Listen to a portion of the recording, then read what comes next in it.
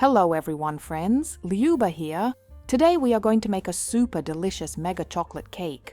But so that the flavor is not flat, we will enhance and play with it.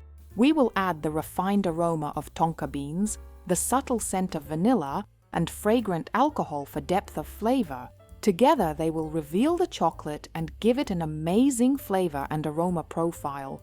And on top we will coat the cake with Rocher Glaze, adding crunchy nuts to the texture. It will be very rich, luxurious, multifaceted, and aromatic.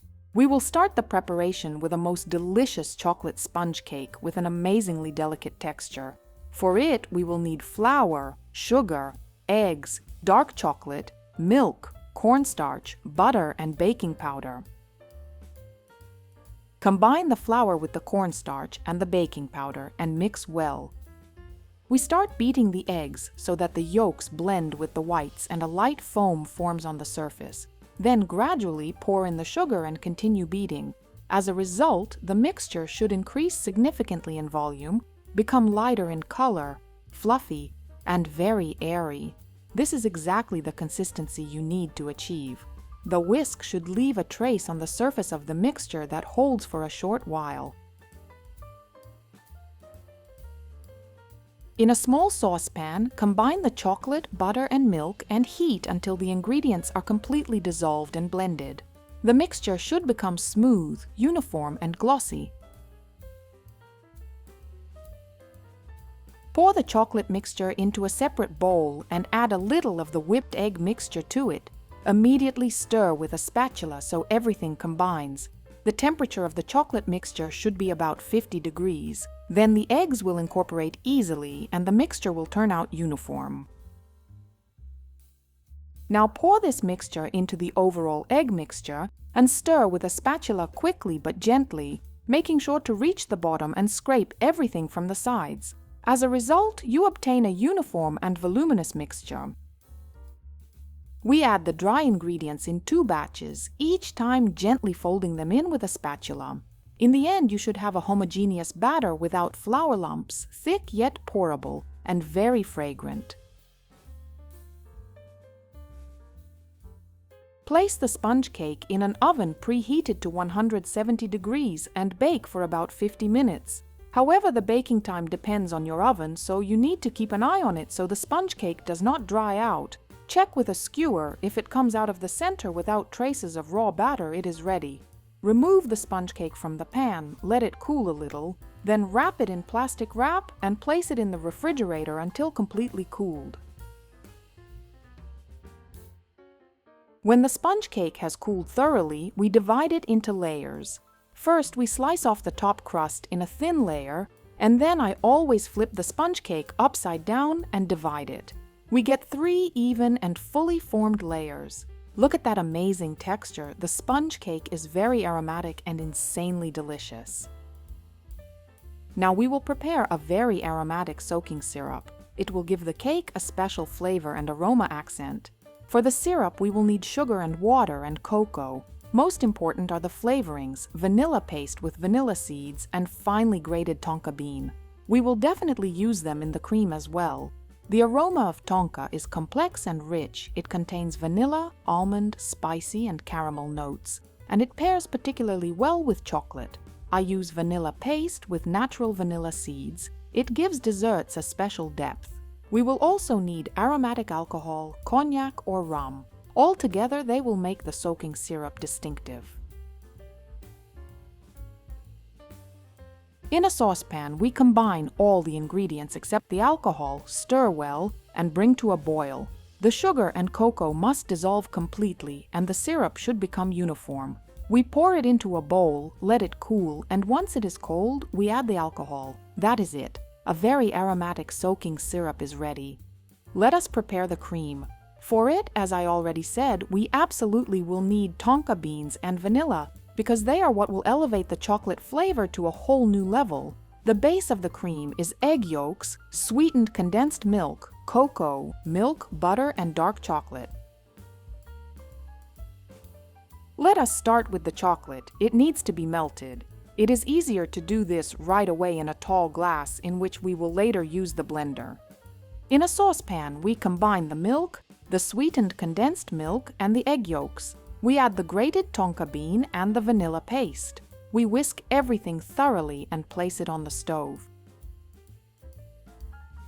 Now we cook the cream over low heat, constantly stirring with a spatula. Our goal is to bring the cream to a temperature between 82 and 83 degrees, but we must rely not only on the thermometer, but also on the consistency. The cream will begin to thicken slightly, becoming similar to a sauce. It is important to catch this moment. The yolks must undergo pasteurization, yet they must not curdle. If they are even slightly overheated, they can curdle in literally a single instant, and the cream will lose its silky texture. Therefore, we cook carefully and attentively. I monitor the temperature with an immersion thermometer. As soon as the cream begins to thicken and reaches the required temperature, we immediately remove it from the heat, and without delay, pour it over the melted chocolate.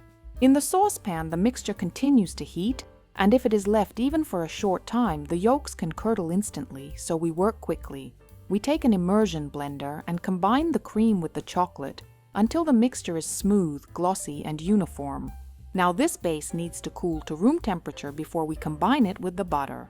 We pour it in a thin layer into a shallow container, cover it with plastic wrap in direct contact with the surface, and place it in the refrigerator. But we do not forget to stir it from time to time so it cools evenly. In the meantime, we will prepare the butter. The butter should have a pomade consistency, slightly softened, at a temperature of approximately 14 to 16 degrees. We add cocoa to it and begin whipping with a mixer until it reaches a fluffy, creamy state. During the process, we remember to stop, scrape the butter from the sides of the bowl, and achieve uniformity. In the end, we obtain fluffy, airy chocolate butter. By this point, the chocolate base has already cooled thoroughly and has thickened slightly. We check the temperature. It should be approximately the same as that of the butter. This is important because the butter must not melt in the cream. Now we can combine them together. In this way, we will avoid separation and will obtain a smooth, uniform, and silky cream. We add the chocolate cream to the butter in several stages, each time mixing thoroughly with a mixer until combined. Also, do not forget to scrape the cream from the sides and the bottom of the bowl with a spatula so that the cream mixes evenly. And as a result, you will obtain a very tasty, aromatic, uniform cream. Before assembling the cake, I will chill it just a little for convenience. For assembling the cake, we will need a spring-form ring and acetate film, which we will use to line it on the inside. Additionally, I use clips. We begin assembling the cake. We soak the first sponge thoroughly over its entire surface. The cream has already cooled a little, just look at its incredible consistency. I set aside a small portion, about 100 grams, for decoration, and I divided the rest evenly on the scale so the layers would be identical. We wrap an acetate strip around the first cake layer and secure it tightly on top with the spring-form ring. Next, we repeat the process. We soak the next sponge and spread the cream over it. We also soak the final layer and coat it with just a few tablespoons of cream to seal in the crumbs and prepare the surface for the glaze.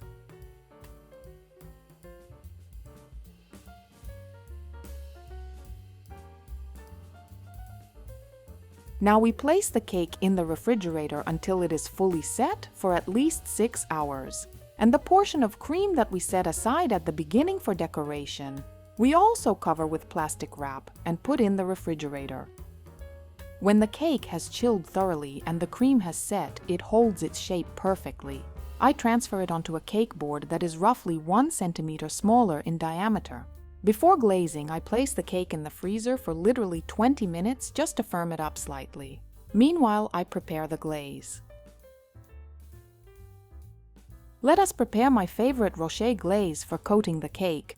Into the melted dark chocolate, we add vegetable oil and combine thoroughly with a blender so the glaze becomes uniform and does not separate. Then we add chopped nuts, in my case hazelnuts, and mix them in well. The glaze is ready. Its temperature is about 34 degrees. Within this range, it is convenient to work with. It coats the cake easily and sets in an even thin layer. I cover the plate with plastic wrap, place a glass on it, set the cake on top, and pour the glaze, first over the sides and then over the top. Because the cake is not completely frozen, the glaze can be adjusted. I collect whatever runs down and reuse it, applying it wherever some glaze is missing. I immediately separate the cake from the board and transfer it onto a clean one. I place it in the refrigerator and allow the glaze to set completely.